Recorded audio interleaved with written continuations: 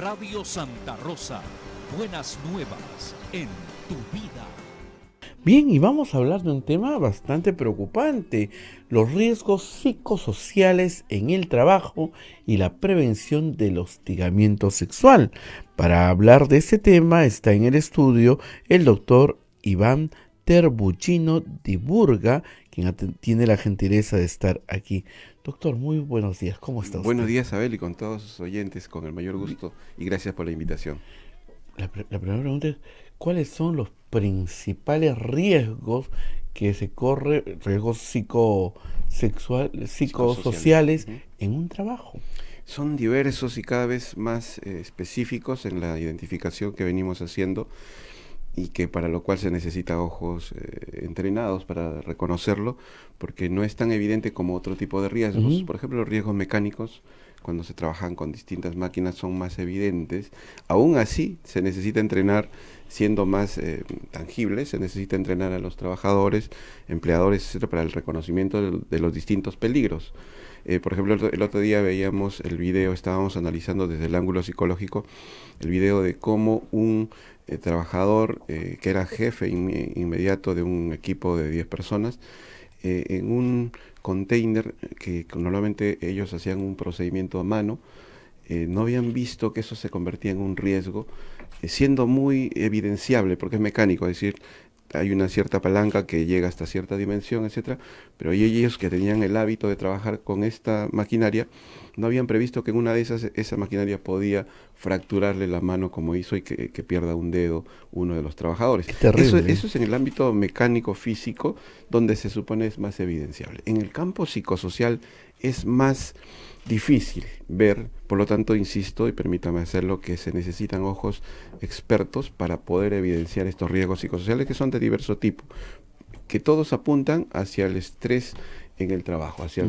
sobredimensionar las capacidades. Por ejemplo, la sobrecarga laboral.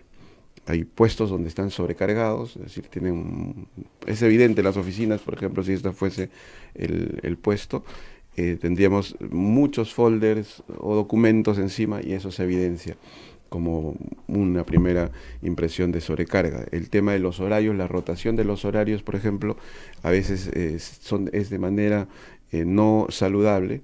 A veces un trabajador que esté en horario de la mañana lo rotan inopinadamente, sin consulta, para la tarde o noche. Entonces se convierte también en otra forma de hostigamiento. Y a propósito, ahora se viene con fuerza el Decreto Supremo 014-2019 del Ministerio de la Mujer, que se implementa en centros de trabajo, en instituciones educativas, universitarias y demás, Fuerzas Armadas y de otras, para que esto también se implemente de manera muy específica, y este también sería otro riesgo psicosocial, el hostigamiento sexual en el trabajo, entre una diversidad más amplia aún. Es más, quizá algunos trabajadores se podría asumir como parte de, ¿no? O sea, bueno, yo tengo que trabajar bajo presión, es, no, pero no, esto es un riesgo porque atenta contra nuestra salud mental. ¿Qué otras cosas atentan contra salud mental generalmente y no nos damos cuenta? Por ejemplo, en la calidad de vínculos humanos.